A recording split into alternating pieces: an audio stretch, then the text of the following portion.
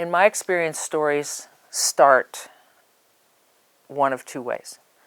They either start with an event, something happens, and a good journalistic storyteller will start cracking that event open to find the stories that exist leading up to the event or as a result of the event or the people behind the event. So the event is a provocation for discovery of stories, rich stories. The other way stories happen is you have a concept or a notion or an idea. And then the journalistic storyteller has to do the opposite thing they do with an event.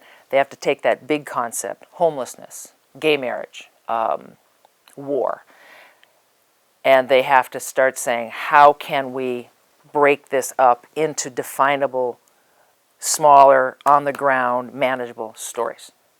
So you either start here and move up, or you start here and you move down. If you want to talk about the AIDS story, it was a combination, because the event were transmissions and spikes and this and that and the other thing, and we were constantly doing stories driven out of that.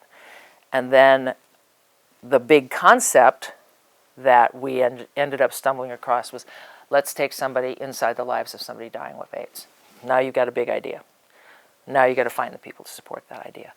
And I see that happen over and over and over. So a reporter will either be covering an event, and then you explore, well, what more could we do with this? What's the story that helps us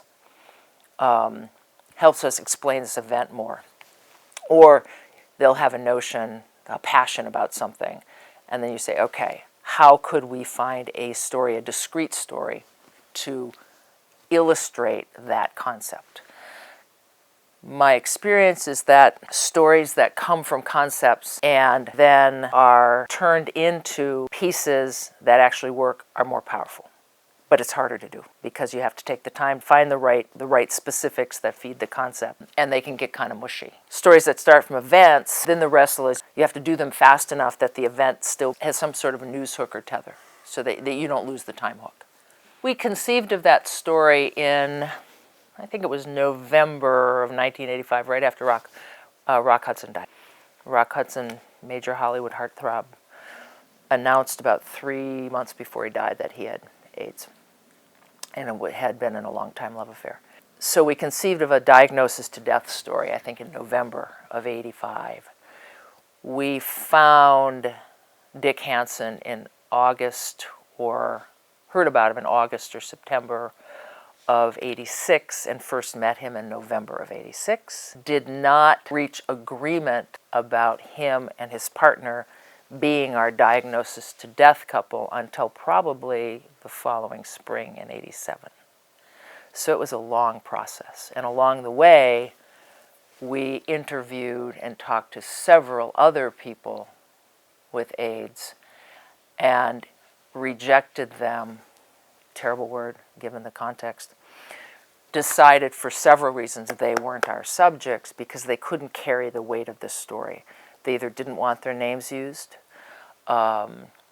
they had some aspect of their situation that was going to be so problematic for the public in terms of relatability.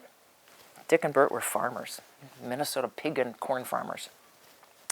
But if I had a guy who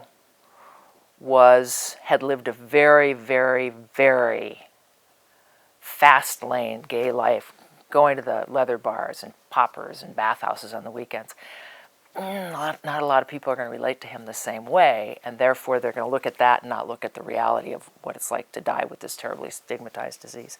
So you have to have people who can credibly carry the weight of your concept if you do that kind of story.